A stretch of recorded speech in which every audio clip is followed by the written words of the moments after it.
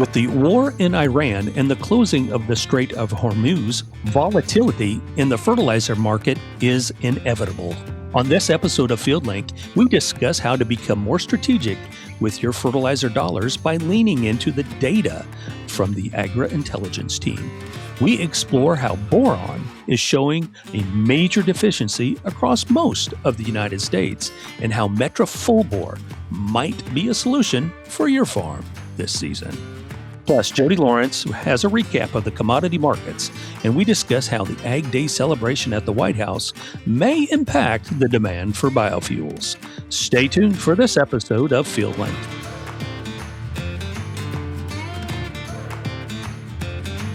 Good afternoon, folks, and welcome to the Helena booth. Today we're going to be talking about practical insights for nutritional planning for Plant 26. Go ahead and grab a chair, pull up a seat. We're going to be giving away a cordless grill if you're the lucky winner. Go ahead and grab a chair, pull up a seat, and about 15 minutes we're going to be talking about practical insights. And joining me today is our national agronomist, Derek Emery, from Memphis, Tennessee. We have Jason Gregory, he's a brand manager at the Helena Products Group. And Brad Hammes is a product manager, a product specialist rather, from Iowa, joining us here, guys. We're excited to have all of them here as we talk about some of the practical things that we need to be taking a look at for Plant 26. So let's start off with you, Derek. As national agronomist, you get the ability to work with our Agri-Intelligence program and be very involved in not just looking at what's going on agronomically, but also inspecting and seeing what's going on from the data. So what are some things that you've learned this past year as it relates to data and nutrition?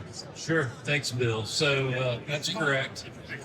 So to give you a little bit of context, in 2024 alone, we pulled about 24,000 tissue samples on corn across the U.S., and about 13,000 of those were in our Midwest market. On soybeans, we pulled about 16,000, and about 6,500 of those came from the Midwest market on soybeans. So what we see when we look at that data, I'll just talk boron, for example.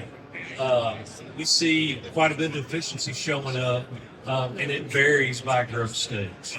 So in corn, as most people are aware, we need boron for pollen development, pollen formation, and we tend to see a pretty big uptick of boron deficiency showing up once we hit or just prior to reproduction.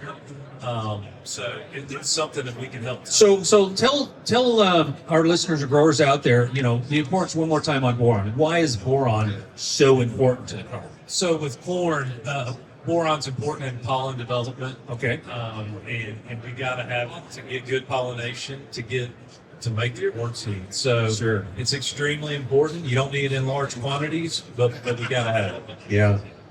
Interesting. So Brad Hammes, I'm going to shift over to you a little bit.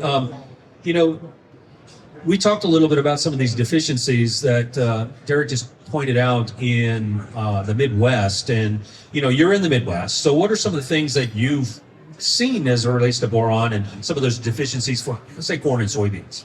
Sure, and it's like what Derek said, having a good seed set. It's a big role of boron. One of the other things that boron has a big involvement in is nitrogen assimilation into the plant. So that's one of the things that every farmer knows about corn is nitrogen and yield. So if you don't have all the nutrients you need to be able to use that nitrogen, then you're going to have less efficiency of your other nutrients as well. Mm-hmm. And that's a big part of it too, is maximizing on some of the other fertilizers that we apply by having a good mix of all the micros that we apply in boron.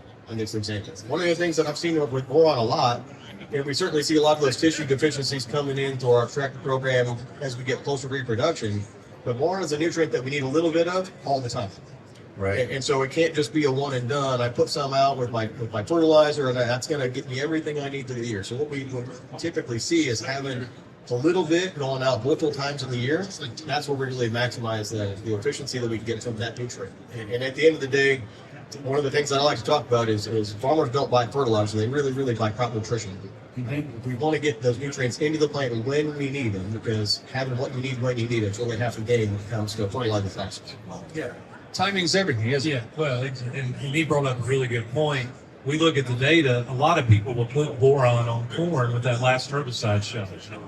If you look at our data, we don't have hardly any boron deficiency in that B5 to B7 stage. And then as we get to about B11, B14, it starts to jump up. To your point, you need to feed it throughout the year.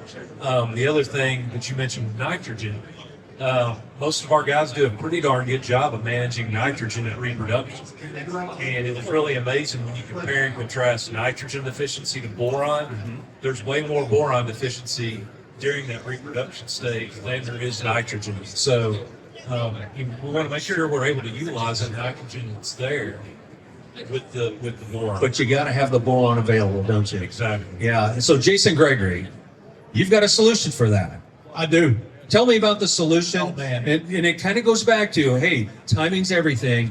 And we've penciled this out through the data to say, hey, we've got to utilize this nitrogen, but we need to have the boron at this specific time. Absolutely. And that's what I love. First of all, let me say how much I love these two guys right here. I mean, these are my two go-to guys when I need like a question answered, in regards to nutrition and things of that nature. And I like what Brad talked about there. Farmers don't buy fertilizer, they buy crop nutrition. Right. And that's one thing I've been talking about for a while is, what we're planting is an elite athlete, and we need to treat it like such and feed it like such. And you're right. We have a new product that I am super pumped about. And just like Brad said, you need a little bit of boron all the time.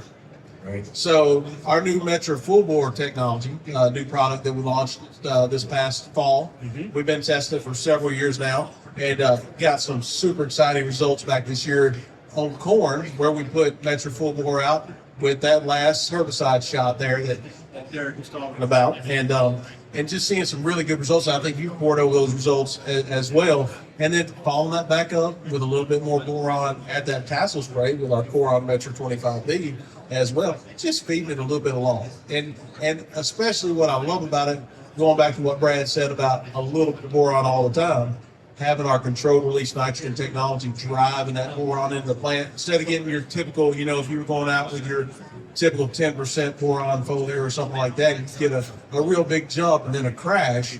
But if we can just kind of spoon feed a little boron using our controlled release nitrogen technology, our boron technology, man, what we've seen is just lights out. Right. And it comes back to timing, feeding that plant when you need it. And I keep coming back to the data that you shared, Derek. I mean, the data tells us we need to feed it at this point.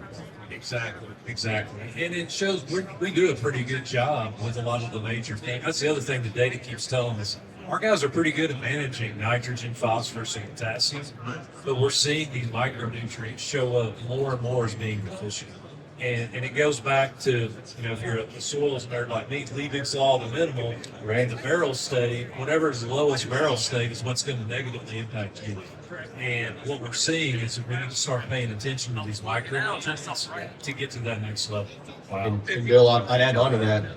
Some of the interesting conversations that I've had this winter are with growers who it's not that our barrel looks like this at 200 bushels, but now it's that, well, I had 280 bushels this past year, and now I have a different state this level because the crop demands, as we increase yields, start to shift. And it might be a different micronutrient. Eventually, it might go back to some of those macronutrients. We don't want to find out. That's why we have to continually monitor that data and see what does the crop at this yield level, what does it really need to take that next step to be more productive, more efficient with our nutritional program.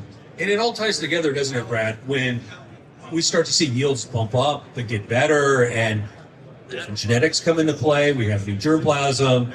Wow. And now we're at 300 and 330. And it's going to change the need of that crop. That comes back to we need to continue to be out there with our Agri-Intelligence platform, really knowing what the data is telling us.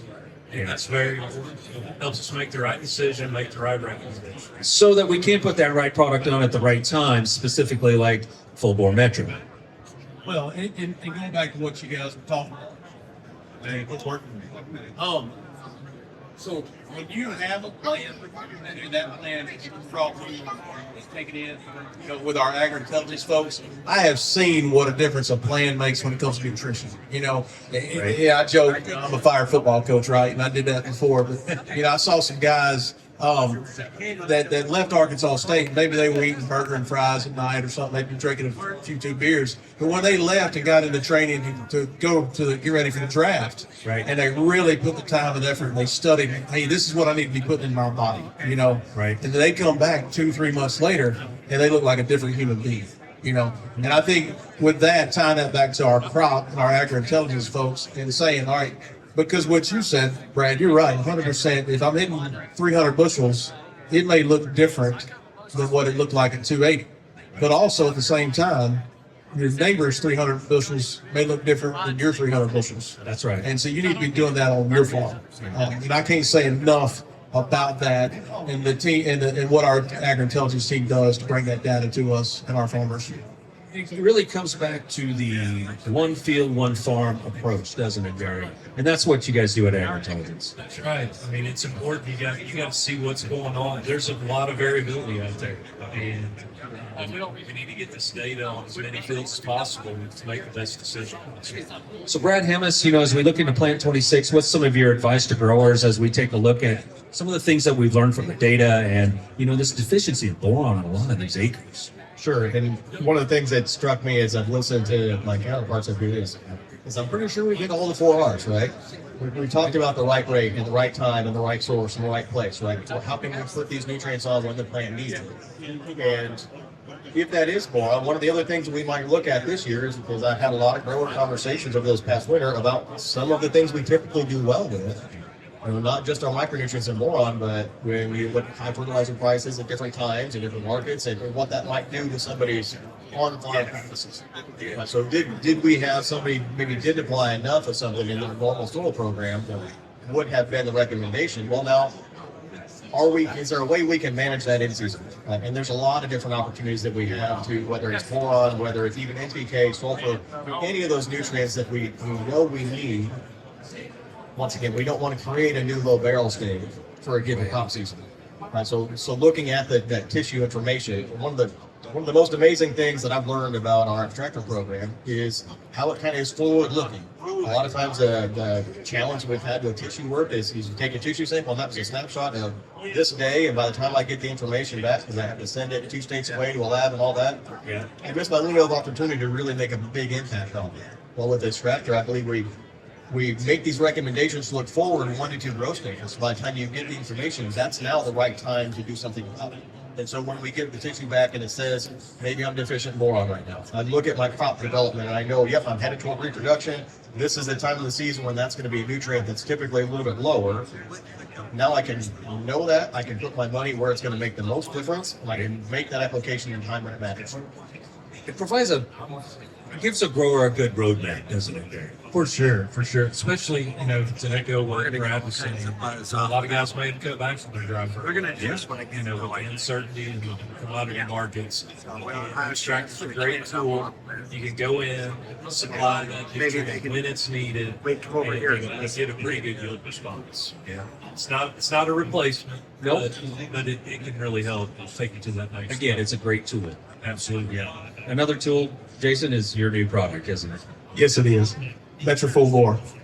That's why I love my job, Bill. I mean, I'm sitting here with, 3 super smart guys, and I'm able to pick their brain a little bit, spend some time with them, and then go sit in a room with some other guys and gals that are smarter than me and develop innovation and products that can help our growers get better. I mean, what more can you ask for? That's right. I mean, Because here at Helena, innovation never does stop, does That's it? right. Yeah. Well, guys, I want to thank you all for joining us here as we wrap this session up on the first day of the Commodity Classic here at the Mobile Innovation Laboratory. I'm excited to have you guys here and continue to talk about the importance of boron and agri-intelligence and understanding what crop nutrition really might need for Plant 26. Thank you, guys.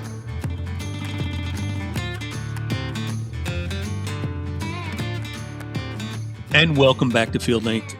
Joining us from Nashville's Jody Lawrence. Jody, boy, we're just coming off a big announcement, a big celebration at the White House last week, celebrating Ag Day. Jody, welcome to FieldLink.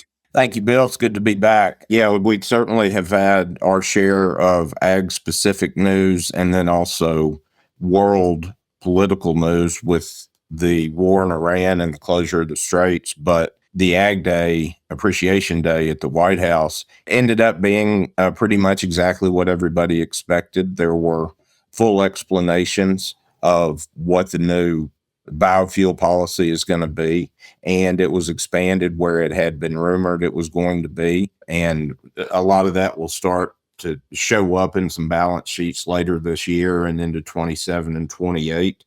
The one thing I think we were disappointed we didn't hear about was any progress on year-round E15 being passed by Congress to make that a law so that we can begin to use more corn for ethanol.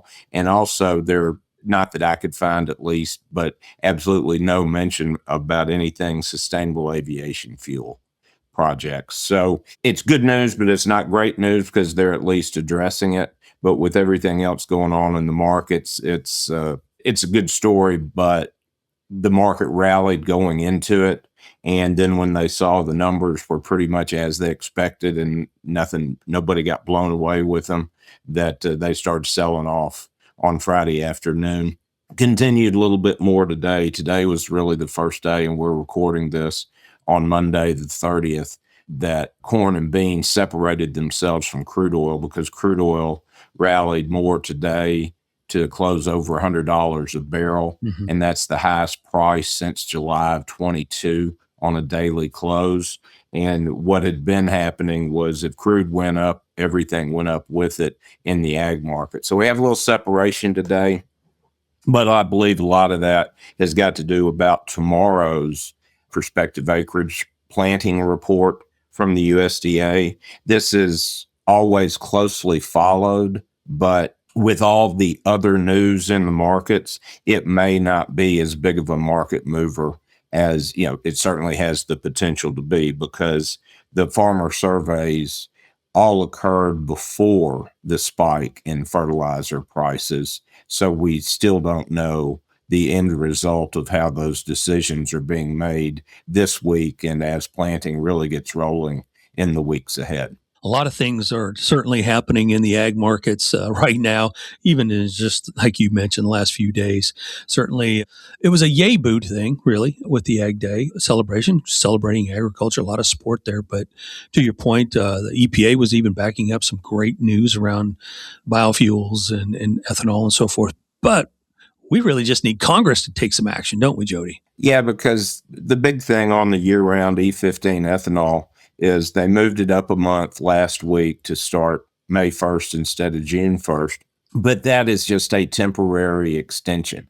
And anybody I've talked to in the ethanol business or with any ownership of any of the facilities, before they begin the expansion that would need for the extra bushels and the extra gallons, some people, let's just say it's about 700 million to a billion extra bushels of corn. They want to see year-round E15 as a permanent part of the law and not just a temporary extension year after year, because I can't imagine anybody wanting to invest that type of money in something that could just disappear in the next administration or for, any unknown reason. No, yeah, that makes a lot of sense. If you're an investor, you're going to invest millions of dollars in infrastructure and processing, and you're going to hold tight if you don't know there's some security in that policy, aren't you? Yeah, nobody wants to invest into uncertainty. Sure. And, we're seeing that in the stock market right now. Right. And certainly when you talk about a big capital project like expansion of an ethanol or maybe even a new grinding plant, you want to be absolutely sure you're getting somewhere with your investment. Absolutely. Okay, the war continues on, and the Strait still having some issues. We talked a little bit about oil tapping out today. What other things are being impacted? We are starting to see the ripple effects continue to even more markets. We knew at the beginning as crude oil shot up to $119 the opening Sunday night after the bombing started, that we started to see everything that comes and goes through the straits fertilizer in particular begin to be impacted. And we certainly have seen rising prices in all of the major markets. And I guess it's fortunate in one way that this did not happen in December, because had this happened in December before everybody hopefully got almost all of their purchases made through prepay, we certainly could be looking at a different situation with much higher costs. But we're going to have to just wait till the end of this to see, because President Trump announced this morning that they are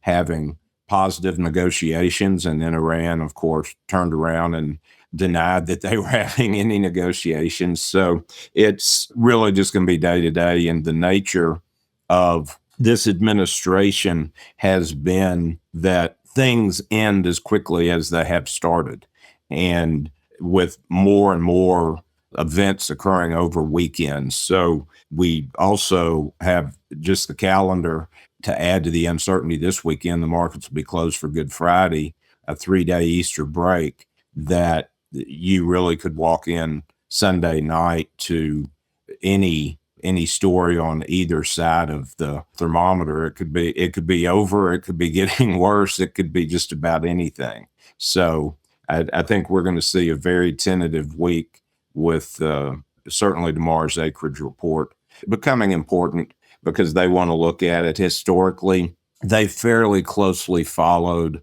what came out in the February Ag Outlook, which was 94 and 85. So we'll just see what comes out, because unless it's a 96.5 million acres of corn or higher, or 93 or lower, you probably don't get much market reaction considering everything that's going on. Yeah, definitely. Just the war alone is going to certainly impact a lot of things. Anything to do with oil, petroleum, as fertilizer, as you mentioned, certainly impacting some of those prices here. Hopefully for the short term, but growers do need to be, cognizant of that. As fertilizer prices make a move, and again, this is the global market too, right, Jody? It's not just a local market; it's a global market, and plan accordingly. And the biggest part of it, while the U.S.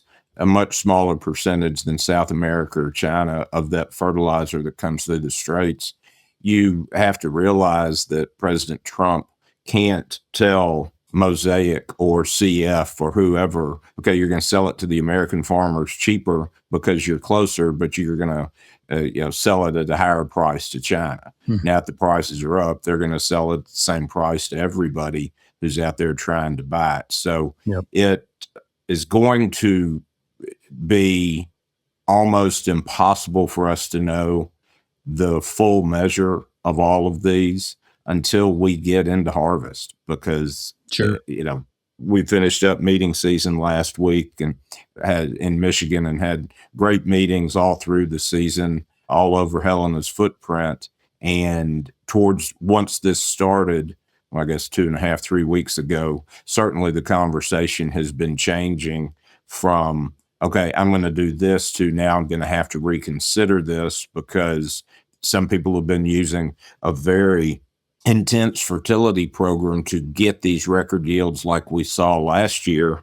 And when you start thinking about, well, I'm about to put $1,000, $1,100, $1,200 an acre into corn, am I going to have it available at the end to side dress it or do, my normal program? So it's beginning to creep into everybody's conversation as we get rolling with planting. Well, I think that's timing is everything, right? And on this podcast, we're talking about the importance of nutritionals and leaning into the data side of agri-intelligence. And really, Jody, we're talking about efficiencies. And there's products out there like Coron or Metra Full Bor, one of the new products that's coming forward from Helena, that could really lean in and be very, very effective for growers to be more efficient with their fertilizer dollars this year. So talking to their Helena rep is going to be really, really important this particular summer. There are more and more ways, and we've seen this, especially over the last 10 years, that what the American farmer, with the help of everyone in the industry that's behind him, they are being able to get better yields out of more trying conditions. And this year, if it's not a weather problem, certainly the availability and price of fertilizer is going to test some people's patience and maybe their checkbooks too. Yeah, definitely want to focus on efficiency factors this season for sure.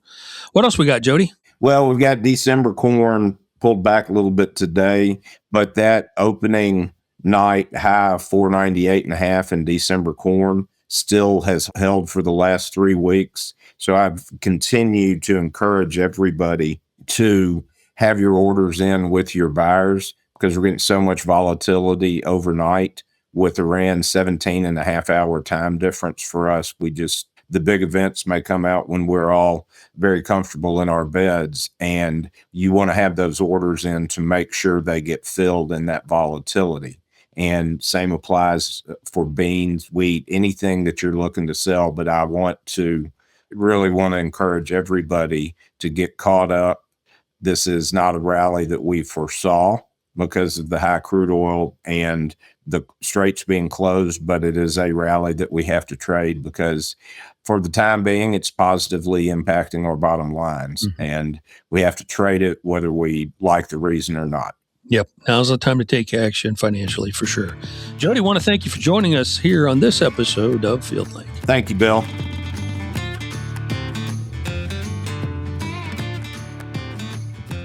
Thanks for joining us on this episode of FieldLink. Be sure to contact your Helena representative to learn about how Agri-Intelligence can impact your fertilizer investment this season.